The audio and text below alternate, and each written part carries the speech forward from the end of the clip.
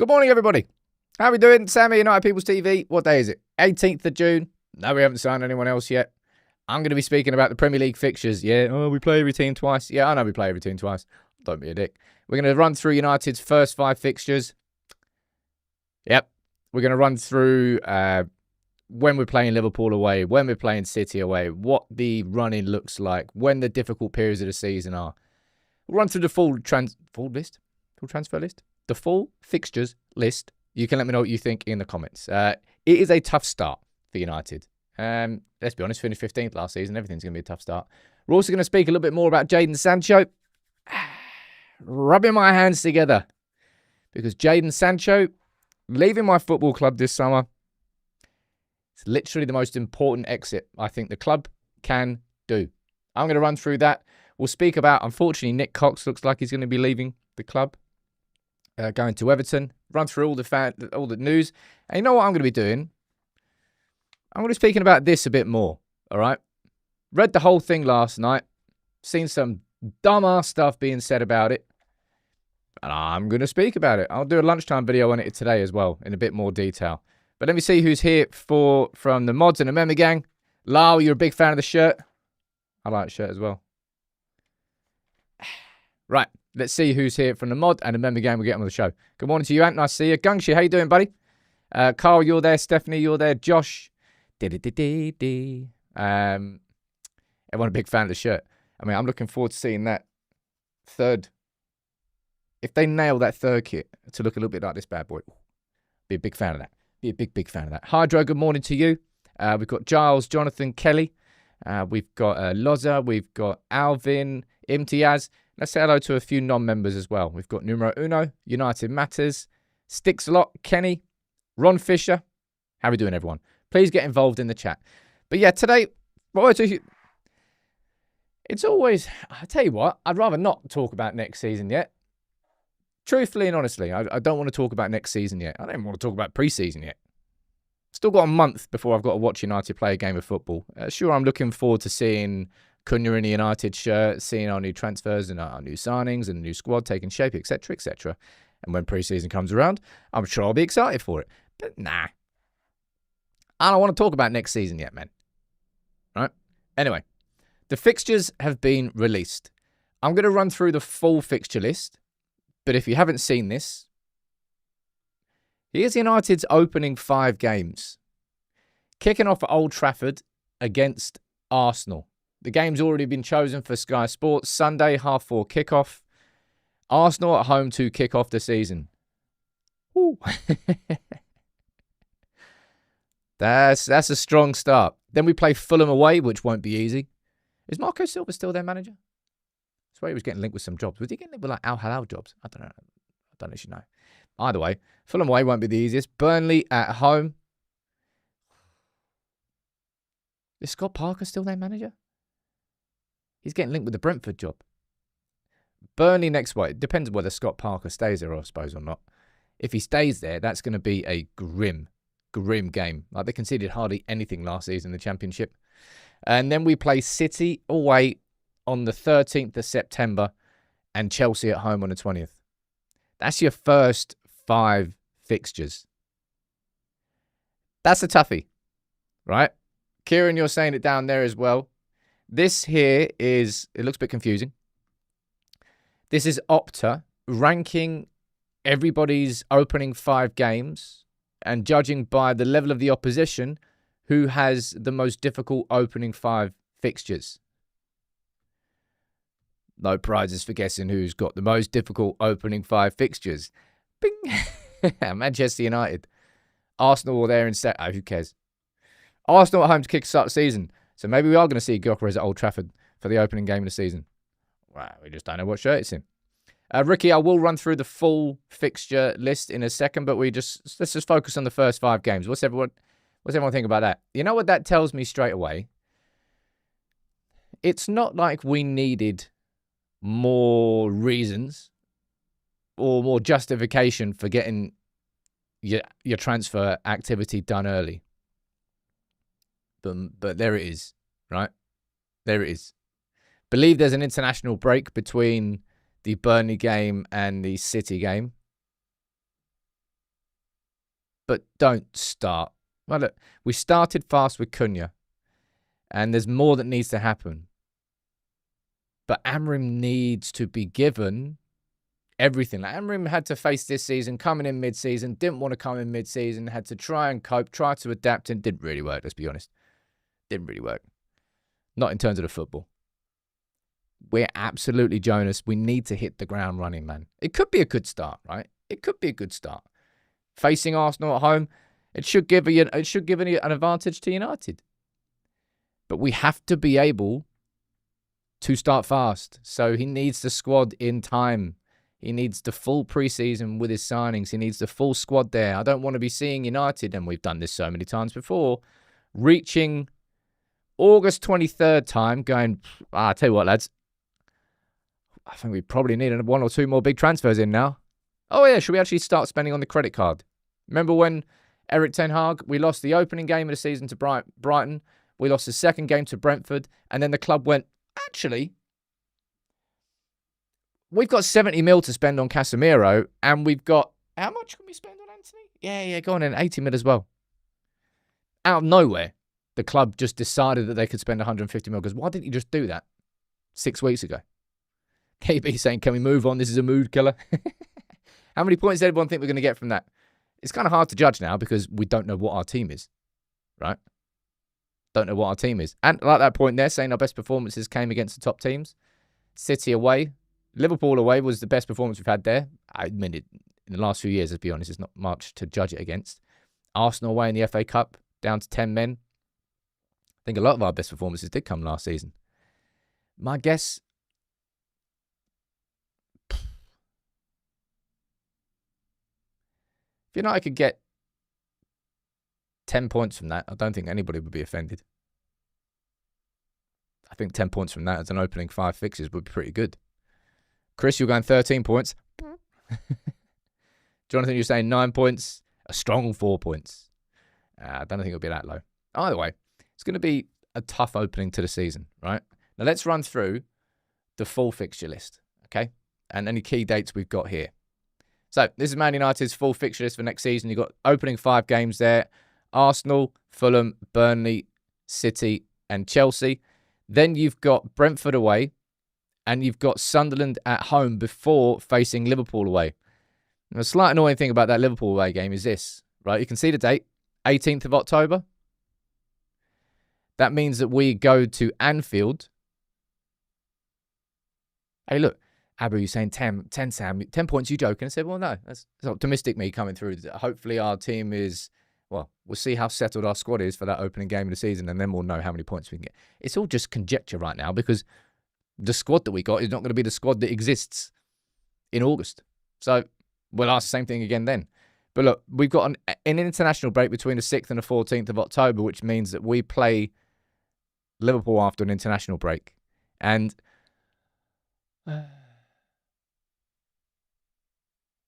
I don't know whether this applies to other teams, but I've always felt that United after international breaks in the last, I don't know whether it's the last few years, I don't know whether it's a new thing or not, but it always feels like United come out of an international break slowly before they get back into any sort of rhythm. I always felt that. Right, let's have a look for some other big fixtures. We've got November, you got Spurs and Forest away, Palace away. 3 tough away games there in November. Fixture pile-up. Why do we always face Newcastle on near enough Boxing Day? And Stoke. If Stoke were in the league, we'd face them around that same time as well. Other big fixtures to look for. We've got Leeds away in January. And we've got Arsenal away in January and City at home. So January, that's going to be a bit of a sticky one. You know what games I really like down here? Brighton away to end the season. So United win the Premier League in Brighton. Lovely day trip. Lovely day out. That's going to be a cracking day. Looking forward to that one. Right. And then we face Liverpool 3 games before the end of the season. Ooh. That could be an interesting one, depending on what's going on. And these here are... that's the wrong ones. These here are the sort of the fixtures that you're probably going to be looking for. October the 18th, Liverpool away.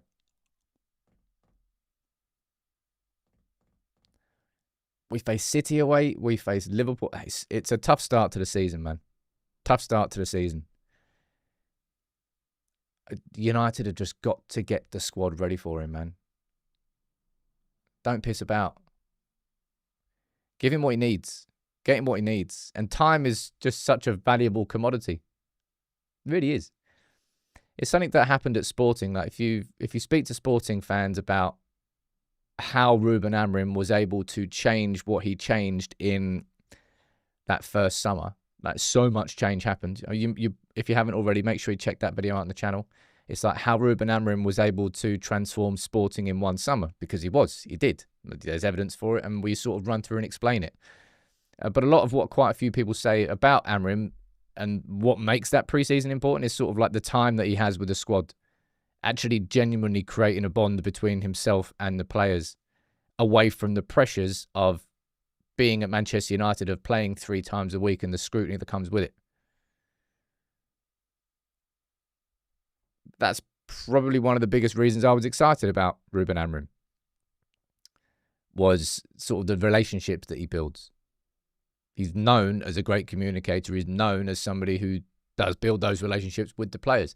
Hasn't really had the opportunity too much to do that at United, because we've been playing 3 times a week. What's my expectations for this season? Look, man, I don't think there's no way I'm giving my prediction for the season until probably towards the end of the preseason. I think towards the end of the preseason, we'll know about our squad. We'll know how we're looking in preseason, and I think you can make a fairer reflection.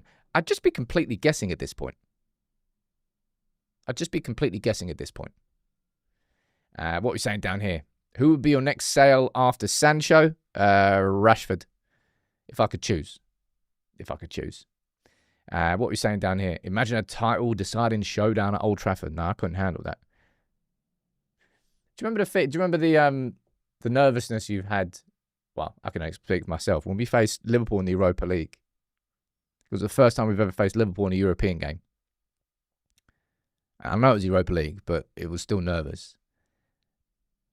I can't imagine how nervous you'd be if United ever faced Liverpool in the Champions League. I'd clap my partners. I would. That'd be horrible. Absolutely horrible. Anyway, but Smee, you're saying I have a feeling Rashford stays. If Rashford stays, then Manchester United simply haven't had the ability to sell him. They can't sell him. It's not that United aren't trying to sell Rashford. It's that we're hampered by the stupid ass contracts that we've handed out to these players.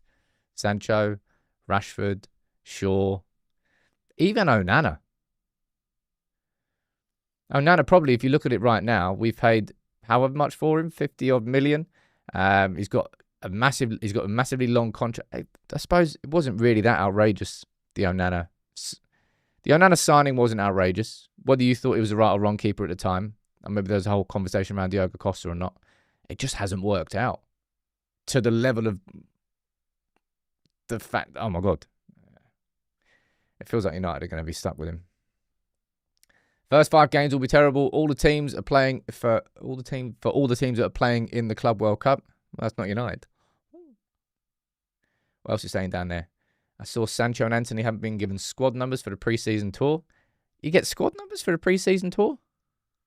Do you? I mean, again, it's not something you can really rely on. I'm sure that can change. What else is saying down here? Looks like Barca won't sign Rashford. I've seen Nico Williams being linked with Barca. I don't think Barca were ever signing Rashford. I've never looked at Barca and gone, there's a possibility. I suppose there is a little possibility, but I've just never thought it was going to happen. So I think Rashford's waiting for something to happen that's just never going to happen, which will ultimately leave you disappointed. And then I don't know where else you go. Leverkusen? Go and work with Ten Hag again? I mean, he did score 30 goals under Ten Hag. Didn't he? That was Ten Hag. Miles saying, I understand the pessimism, but on the first 5 fixtures, we didn't lose any of them last season. Look at that. Visualise to realise. It's a tough start, all right? We play every team twice, yeah, sure, but it's a tough start for United. Just make sure that you get him the squad he needs, all right? We've got Matheus Cunha in already. That's exciting. But we know that we need so much more. Now, I'm actually not going to focus too much on transfers today because, I'll be honest, there isn't really anything to bring you. The Mbeumo negotiations are ongoing. I'll give you a quick summary. The Mbeumo negotiations are ongoing. We're still waiting for that second bid. If I can ask you a question now quickly about Mbeumo here, right? Before we speak about Cunha.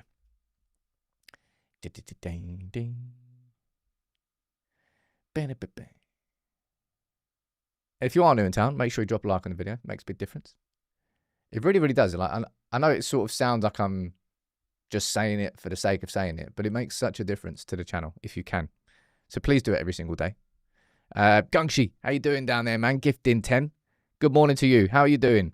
Lovely to see you. The gong is still up there. Always will be. Anyway, Mbeumo. Why do you think the second bid's not gone in? Vic, you saying, is it true that Spurs have dropped out the race to sign him? Hey, look, it's whiffy. It's all whiffy news. I haven't seen that from anybody particularly reliable, but I've said here quite a few times, I am not particularly worried about any interest from Spurs. I might be wrong, but I just look at them and go, why on earth would Mbeumo not have thought about Frank going to Spurs before he chose United? It just doesn't make sense in my head, and I might be wrong on that one. But why do you think this second bid sort of hasn't gone in yet? Bearing in mind the first bid was 55 mil. Superstar, I think that's probably right about payment terms, because we know full well that probably the single most important thing for United this summer, and it sucks I'm going to say this, but it's true, is cash in the bank. How much? I'm not saying that that's United want to end up with more cash in the bank than they start the summer. That's not what I mean. But how much cash do we have to use, and in what order can we do things while staying in a cash, not rich, but in a cash positive position? Again, cash positive is the wrong way to describe it. United can't afford to keep going back to the bloody credit card. And you think it's Brentford saying, let's sort our manager situation out first, which may well be the case. I'm trying to think of the managers that I've seen linked with Brentford. I've seen Kieran McKenna. I've seen Scott Parker. Anyone else been linked with him? I don't really know. Yeah, Sam, I don't particularly think the July 1st thing matters, because you can just, anything that, if that date was important, you could agree a deal now with Brentford and say on the 1st of July, this payment's going to be made. So I don't particularly see how you have to wait until, I don't know how the rules work. Maybe it is a case that any deal agreed before the 1st of July has to go on the previous year's books. Maybe that's how deep the rules go. I don't really know why the second bid's not gone in. There must be a reason for it. I know he's on holiday, but a player being on holiday does not stop a club from agreeing a deal, given the fact that he's already made it clear that he wants to join Manchester United. So technically, Mbeumo's done his work already. His agent's done his work. Personal terms won't be an issue. Any personal terms that need to be discussed, you just speak to his agent. So Mbeumo can be wherever he wants, man. Let me see what you're saying down there. Joshua saying, have a horrible feeling United did the same thing they usually do and stalled on transfers, then panic sign at the last minute. I just don't see us doing that this summer. If we do, then I will have lost some faith in this football structure. I'm giving them this summer. Well, it's not as if, like, by the start of the season, I'm going to write them all off completely and say they're all crap at their jobs. But you've got this summer to show me as a United fan that things are going to operate differently at this club, right? That was a starting point. It was a definite starting point. Cracking signing. Done really early. Okay. Not really used to seeing United do this. That's good. But get more done. More signings we know we need. And we're going to be speaking about the sales. I think, not that it's unfair to judge Ineos on what's happened so far, because I think it is fair. They've got a lot wrong, a lot of big mistakes. But if in the grand scheme of the next couple of years and United are better in the window, we have a better season and we progress and we improve, then that's going to be considered a sort of, not a stepping stone, but like stage 1. And it was ugly as hell and it was crap. Stage 2 has got to be better. Anyway, Cunha. Right, let me see what you're saying down here in the chats. Ineos seem far too competent for that to happen. They're experienced. And in particular, Omar Berrada. And I'm going to be, as I said, I'm going to be speaking about this because I've seen some absolute nonsense from everyone's favourite Brent being said and banded around. Just pure, utter misinformation. Just spewing misinformation. And it's going to be gobbled up by people. Oh, there's some facts. Let me just, nope. None at all. And you could say, I'll just ignore it. But nah. We've got this platform here and there's a responsibility to report what is correct. So that is exactly what I'm going to do. Anyway, Cunha's been enjoying himself. Back doing a little bit of cheeky five-a-side. Have you seen this skill here? This is a tasty little skill. Look at this one. Wait for it. Not this one here. This next one. This bit here. Oh, see ya. Whoop. Huh. A dog bonito. He's been enjoying himself. I can't wait to see him play in the United shirt. And Omar Berrada has been getting some criticism. I'll read through it. For sort of talking about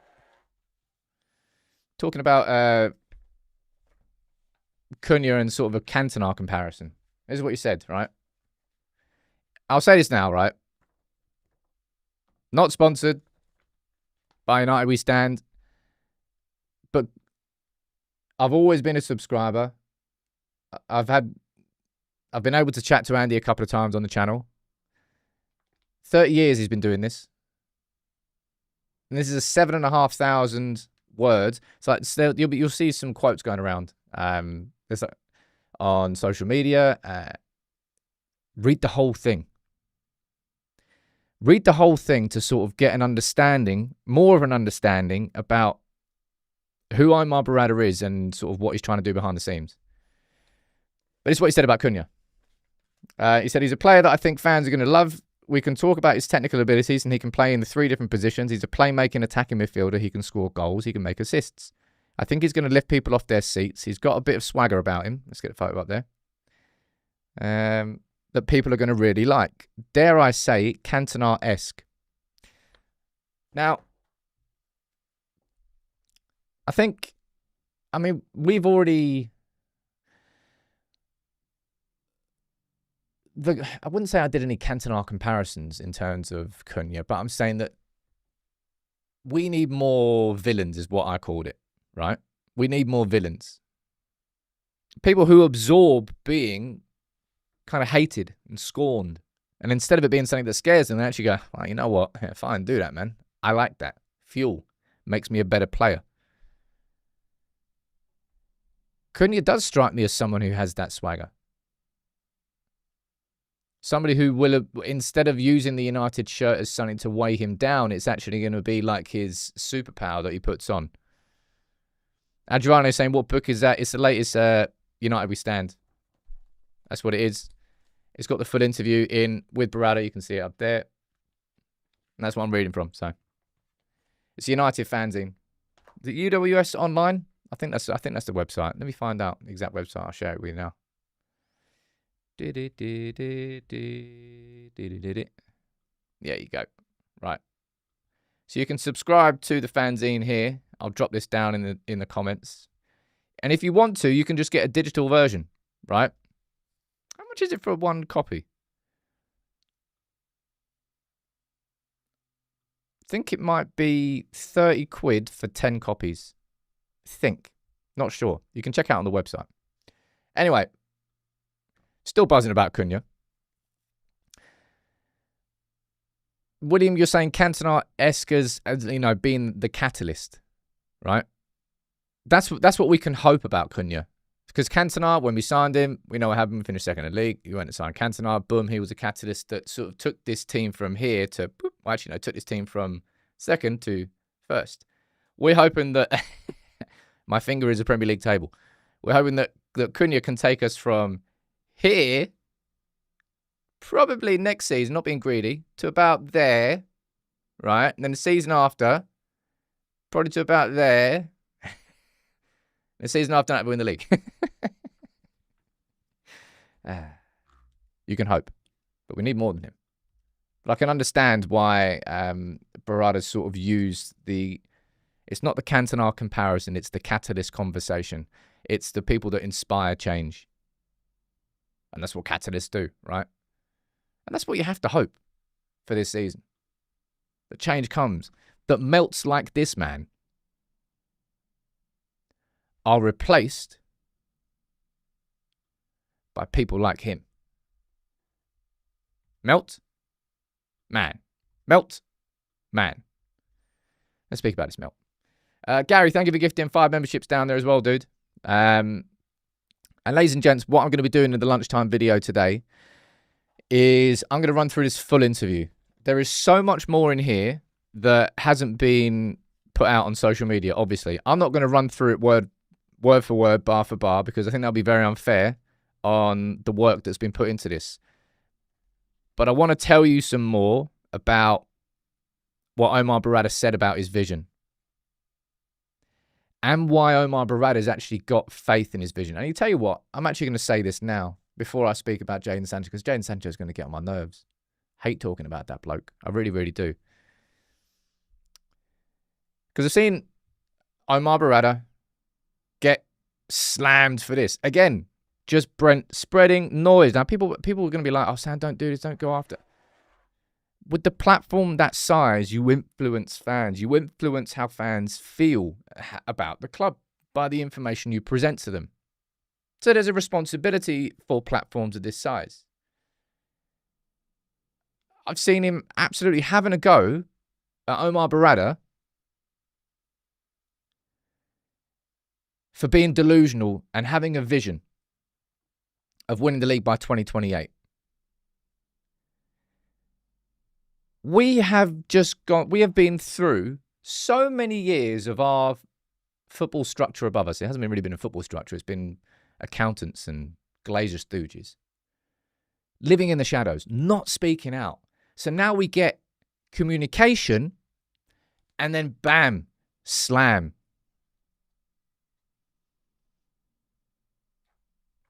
Delusional. And this is something that really, really comes across in this from Omar Berrada. He's not saying, in fact, I'll read this bit out, okay? Stupid thing. I'll read this bit out when he talks about the sort of the plan and the vision. All right. A little bit more information from Berrada here. All we're saying is we're setting ourselves a target with a specific time frame to go and aim for that. Because if you just said, oh, we want to win the Premier League, great. But by when? So this way, again, it's from the ownership to management, to everybody in the club that we have a target, we have a mission, and that's what we want to achieve. All he's doing is setting a time frame. Something to aim towards. Because if you don't have a time frame, you can do this with anything you do in life, right? If you don't have a goal that you either fail or succeed at, you can't really be held accountable. What are you going to hold me accountable to? What we've got here, ladies and gents, now is a CEO who's put something on paper, who's put something down.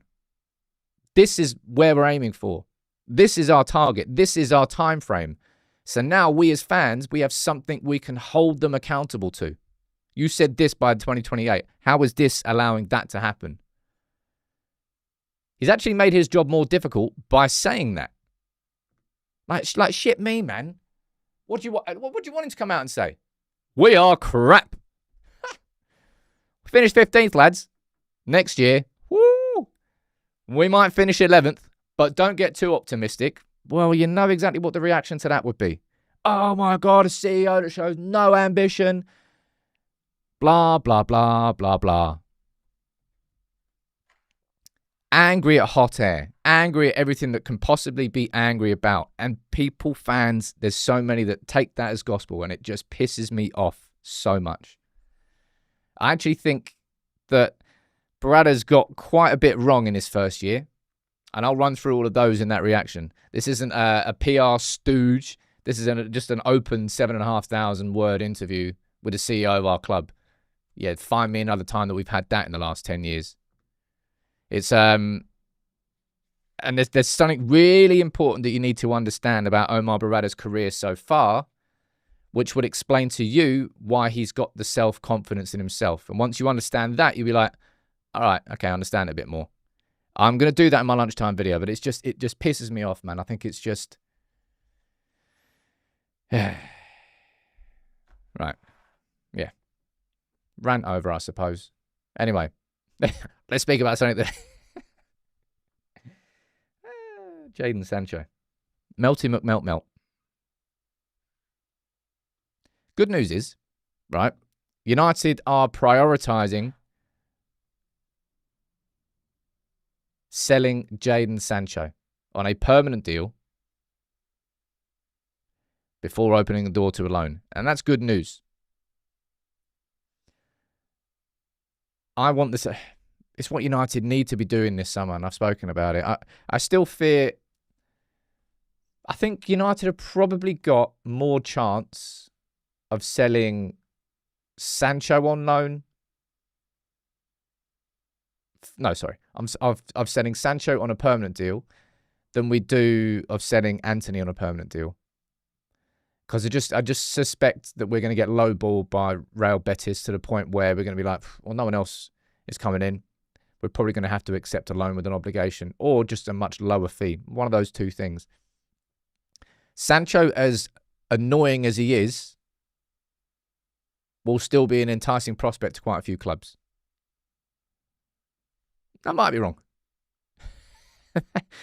No one's bid a cold sausage from yet. Where did that come from?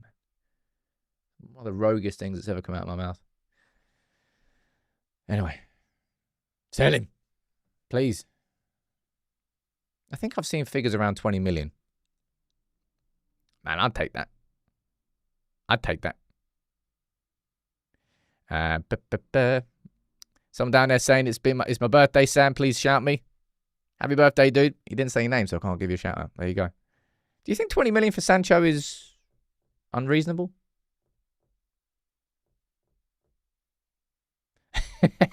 Mr. Smith. Where's the PO box address, Sam? I've got a pack of Wall sausages to send you. Send me some Richmonds up in here. Really bloody annoying. The PO box still doesn't open. I need to ring Royal Mail today. This PO box should have been opened about a week ago. It's not opened yet. For anybody who's new here, welcome aboard. This space here, in between the lights, all of that, right? All of that is corkboard. I've got pins, and it's going to be the community corkboard. So anything that you send in, within reason, we'll put it on the board. And I was thinking about this as well. I might do it, so we'll build it into every Friday show. Probably like the last 10 minutes or so of the Friday show. We can do like an unboxing session. So anything that I get sent, I'll probably hold on to it, and then we can do some unboxings. Or I might open it first, just out of security reasons. We'll see. Haven't quite decided that yet. Either way, let me see what you're saying down here. 20 million's more acceptable. Only if we don't cover his wages, and it's the wages which are the issue. Like, again, let this be... No, I think it will still be a problem next summer. Let these 2 summers, including this one, please be the last ones where we find ourselves hampered by abysmal contracts. Sancho, Rashford, Shaw, Casemiro. Who else up there? Mason Mount, but Mason Mount's going to get another opportunity next season. Amram clearly loves him. But yeah, he's going to get one more chance. But even Mason Mount's on 250 minutes. So we're going to struggle to sell Mason Mount for the same bloody problem next season. It's just so frustrating. There's a big reason why we can't sell our players. Probably the biggest reason, I would say, is the wages.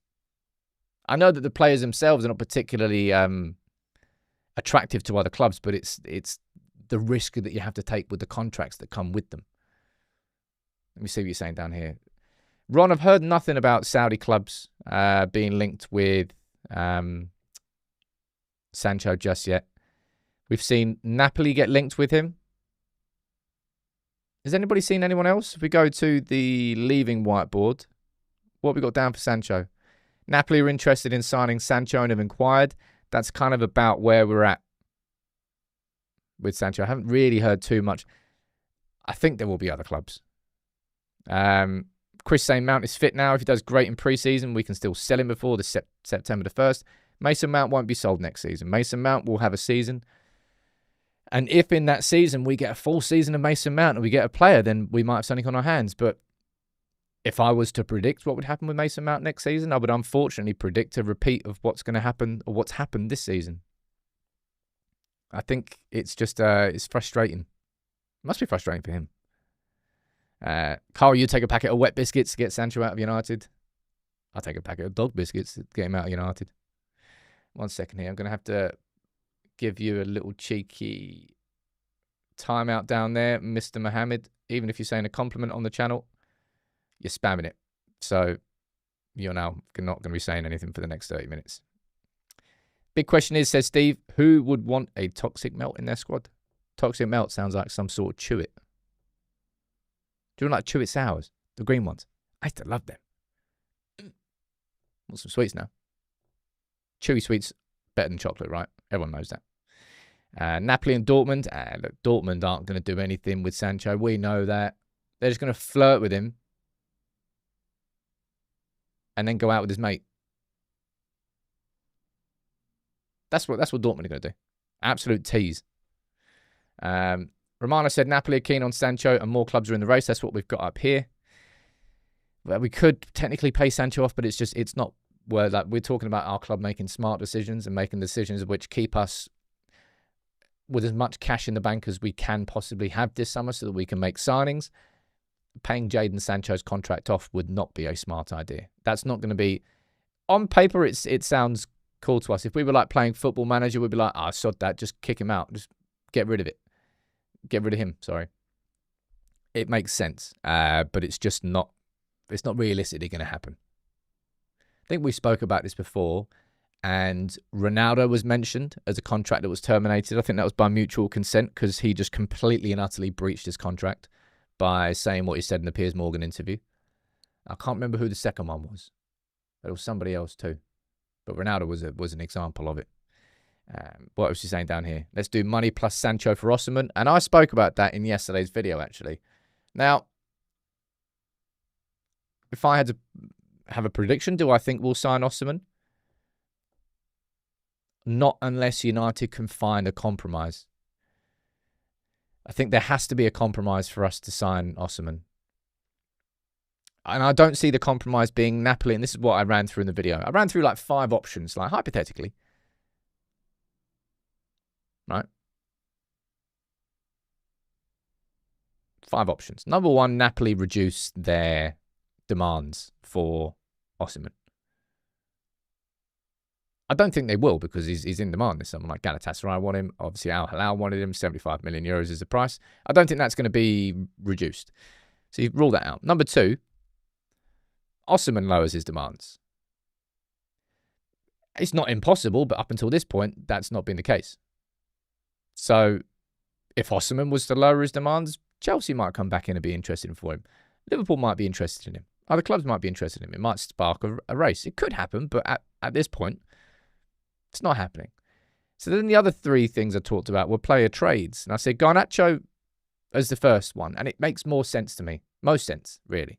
Because they bid for him in January. Conte's still there. But right now, we're hearing that Napoli are interested in signing Sancho. So maybe that's part of the conversation. But again, I don't think Napoli will want to pay the wages of Jadon Sancho. Will be an issue. So those 2. And then I put Højlund down as a conversation that United could have with Napoli. Now, you might think that that's hilarious. Napoli needed a striker, right? Osimhen's not going back there. They've been in talks with Jonathan David, but that hasn't really happened just yet. So I think Højlund could be part of a conversation as well. So yeah, either way, if there's any chance that we sign Osimhen, there has to be, I think, some involvement of a player going in the opposite direction. Because I don't see Napoli reducing their demands, and I don't see Osimhen reducing his demands either. That's what I think. What are we saying down here? Rex saying, I'll be amazed if Sancho is sold. 1 year left on a contract with attitude. No chance he'll be on Football Podcast in 18 months. It's possible. I'm guessing, and we've already spoken about this before, right? So we don't need to speak about this at any great length again. But I imagine if United were to cancel that contract, that United would have to pay out the full term of the contract. Unless there's something in there that's a clause that if a contract gets terminated, then the player is eligible for 50% of that contract to be paid out. That all comes down into the contract that you have written, right? So if United were smart enough to put something inside that, and maybe Sancho and his agent were dumb enough to sign it, then potentially United could get rid of him for half his contract. But that's a pure speculation that probably doesn't exist. Brandon saying, what uni did you go to, Sam? Very random. Went to Essex in Colchester. Did history. Fun fact. When I left school, I had a gap year. Well, I just worked in a call centre. And then came towards the end of it. Me and my mate Dan were like, yeah, should we go to Thailand? Yeah, go on. Good idea. So we booked Thailand for a month in when was it? August? I think it was August. And then just before I was going to Thailand, my dad was like, what are you doing when you come back from Thailand? I was like, don't know. Go back into a call centre? Because I just couldn't get a job. I had to work in a call centre. And he was like, why don't you apply for uni? I was like, it's not a bad idea. Because uni was only what was it, 2-3 grand a year? It's nuts now. So you could effectively just go uni to avoid real life for a few more years. And that's pretty much the only reason I went to uni. So then I went to Thailand, gave my sister my email address, and I said, look, I've applied to clearing for history at these unis. Can you just let me know if any of them reply to me? And OG Thailand, you have to go into internet cafes to get any sort of Jeez, I'm old. You had to go into the internet cafe. So randomly found out halfway through the trip, he goes, oh, University of Essex have responded. You've got a place in clearing. You're going here. You're staying in this tower and you're doing history. And I was like, sweet. That's how Sam went to uni. Ta-da! Fun story. Anyway, this is the news we've all been waiting for, people. All right, come on. Come on. Tom Heaton's signing a new contract, which we heard about this a few weeks ago, a couple of months ago. I'm completely non-moved on it. I don't think it's an offensive thing. I don't think it's a great thing. I've heard, if I remember correctly, I don't know whether this was under Ten Hag or whether this was under Ruben Amorim, but Tom Heaton's been sort of named as one of the best voices in the dressing room. Sort of the experienced, sort of mature character. He's kind of like United's version of Scott Carson, right? Scott Carson was third choice at City and never touched the ball. I don't think he's a bad influence to have in and around the dressing room. I think he's probably quite a good one. So him being third choice is what it is. And it's probably, yeah, someone said it down there. I think the homegrown quota might be part of it. Remember that. Anyway, Tom Heaton staying. Of the 3 goalkeepers, I think he's the only goalkeeper I actually want to stay at the club. I'll be totally honest. Let me see what else I'm saying down here if I missed anything. Sajad saying, if Rashford stays, it means Amorim will be sacked next summer. Same pattern as previous managers, which shows board not fully going full in with the manager's decisions. Hey, mate. United want to sell Rashford. There is no person in the board at United that's going, Amorim, I disagree with you, mate. Actually, I think we should keep him. They're trying to get rid of him, but they just cannot get rid of him. This is the problem at our football club. The lack of sales isn't down to a lack of desire to sell those players. It's a lack of a bloody ability to sell them. That's the issue. It's been the issue for a long-ass time at this club, man. Unfortunately, it's still going on. Now, in some bad news here today, you'll remember, I think it was a couple of weeks ago, we got the news that Adam Lawrence would be leaving. So Adam Lawrence, who was the under-18s coach for a few years, won the treble with them, really, really good. We've got this news this morning, which is actually, I think, worse news. It looks like Nick Cox is going to be going to Everton. Nick Cox is Man United's director of academy and has been there for a good few years. And as much as our first team has been the butt of the joke in England for quite a while now, the academy hasn't. The academy for the last few years has just been progressively getting better and better and better, improving. A few, like that 5-6 years ago, our academy was in a real dire state. It's when John Murtough, I think, first appointed Nicky Butt, not Nick Cox. Nicky Butt came in, and then he sort of set some of the foundations. But Nick Cox himself has been one of the architects of it. So to see him leave is going to be really bad news for the club. Looks like he's going to be joining Everton as a technical director. I don't know whether that's going to be in a Jason Wilcox position, and he has... Well, actually, no, Jason Wilcox is now the director of football at United. But Nick Cox has been given the opportunity to have a far more senior role. So I can't really blame him, but that's bad news for us. That means now that we, in terms of the academy, you may well see a restructure. Because you remember when Ruben Amorim came in, I think he said it a couple of times, he's talked about changes that have to happen to the academy in terms of how the youngsters are integrated into the first team. Probably what the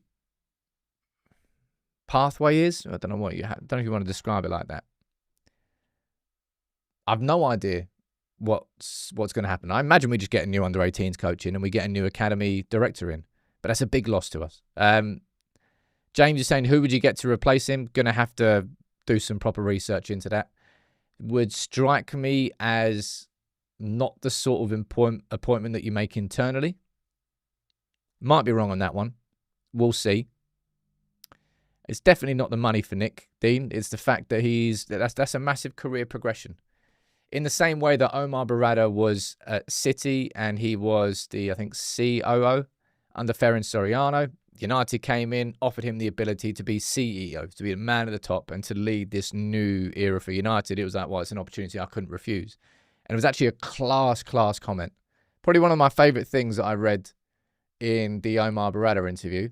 And again, one that you won't have seen online because not all of the quotes are online. But let me read this bit out.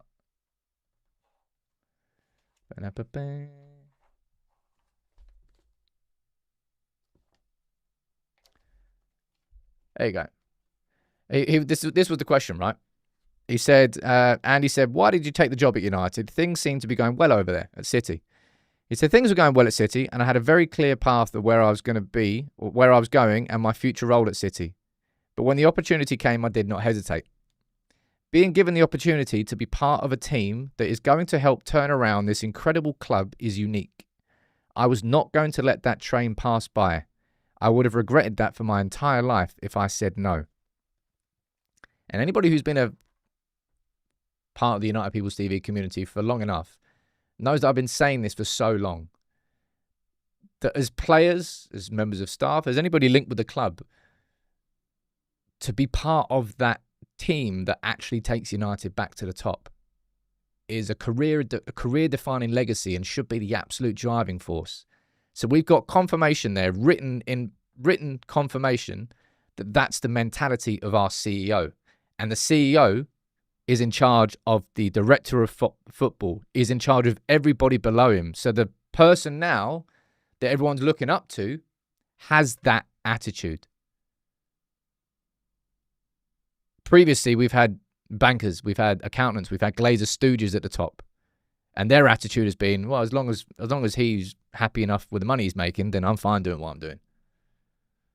Yes, please. I'm going to run through that. There's more in that interview that needs to be discussed.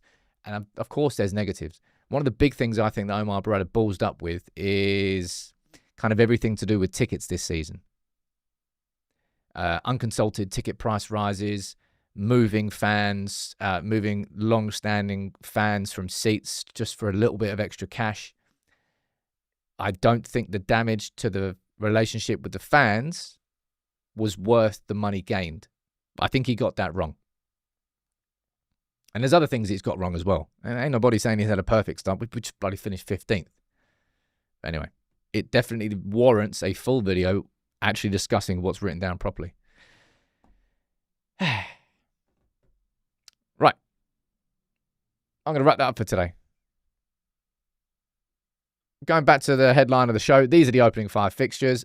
It's not easy. It's actually the hardest out of any team in the Premier League. Get Amorim the players that he needs as early as possible. Because if you don't, and you leave it until August the 29th to sign a player or 2 players, then all of a sudden you might be 9 points behind the opposition by the time you've got the squad that you need. Don't do that to yourself. A quick start is always necessary. It's just become even more important when you see this. All right. Thank you all for tuning in. Although someone gifted 5 memberships down there. Who was that? A3D Hero indeed. Everyone join the Discord, get involved.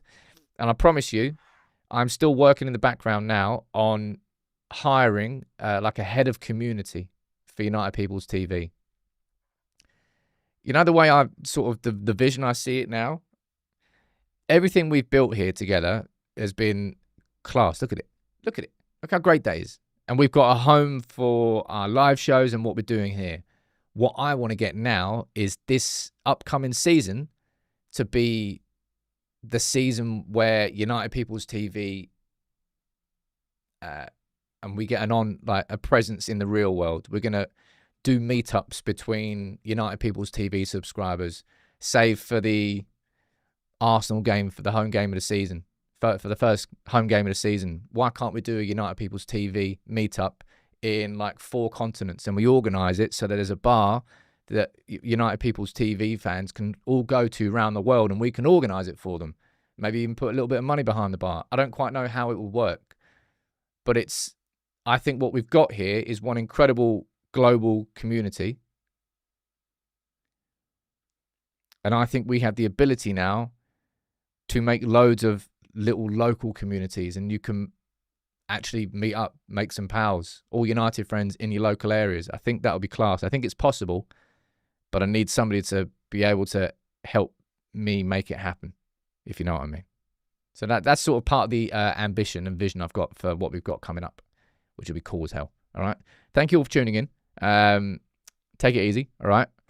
I'll be here tomorrow. Fingers crossed I'll be here later today with a Mbeumo. Here we go. Never know. But I will be here with a video running through this interview in a lot more detail. All right. Take it easy.